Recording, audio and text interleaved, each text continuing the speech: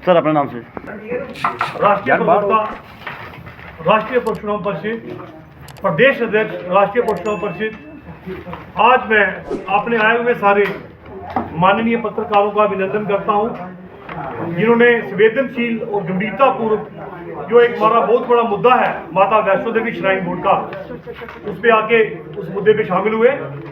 आज का जो उद्देश्य हमारी प्रेस कॉन्फ्रेंस का ये है कि माता वैष्णो देवी श्राइन बोर्ड पे आज जो समस्या बनी है मेडिकल कॉलेज की सीट्स के ऊपर, उसका कारण क्या है, उसमें थोड़ा सा मैं बैकग्राउंड बताऊंगा कि माता वैष्णो देवी श्राइन बोर्ड 1988 जो है अभियान 1988 का जो गठन हुआ था, उसमें क्लियरली डिफाइन किया गया था कि what are the duties of the Mata Vaishno Devi shrine board. क्योंकि श्राइन बोर्ड बनना क्यों था?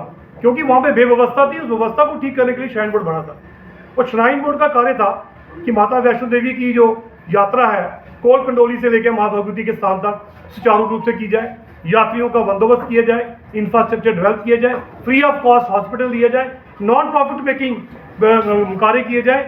लेकिन आज माता वैष्णो देवी का श्राइन बोर्ड एक प्रॉफिट मेकिंग व्यवसायिक कार्य कर रहा है, which is in a violation of the Hindu rituals, Hindu religion charitable endowment act.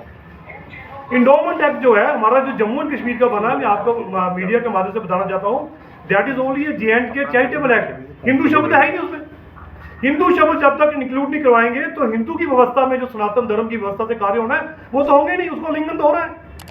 Amendment करवानी चाहिए हमारे जो जम्मू के लोग हैं, जो हमारे जहाँ पे लीगल जो MLA साहब हैं, J&K चैरिटेबल एक्ट को कन्वर्ट करके J&K Hindu religious charitable act किया जाना चाहिए।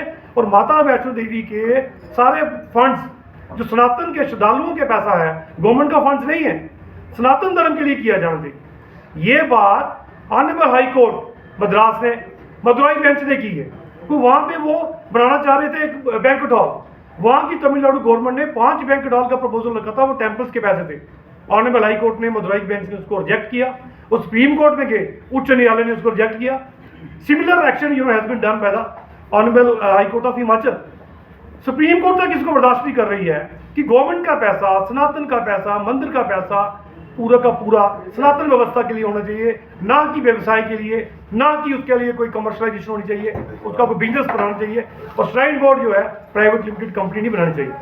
वहाँ पे बैठे हुए लोग, वहाँ की एडवाइजरी कमेटी, वहाँ की सहमति जो कमेटी बैठी हुई है, वो इस बात पे ध्यान दें, नहीं तो बार बार मुद्दा उठेगा और जम्मू में बवाल फुटेगा।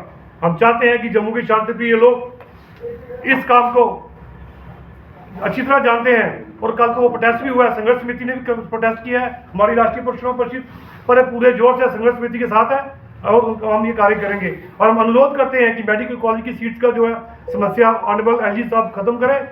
मेडिकल कॉलेज के बच्चों का कोई कसूर नहीं है, उनको बाकी मेडिकल कॉलेज में शिफ्ट किया जाए।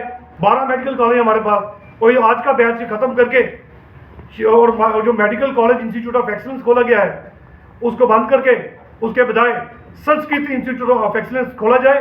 वहाँ पे वेद, पुराण, उपनिषद, माता का इतिहास और हमारे जो काम किए जाएं। और सेंटर ऑफ एक्सीलेंस जब खुलेगा तो भारत जम्मू और कश्मीर जो मंदिरों का शहर है, सही छवि तभी बाहर जाएगी। Thank you.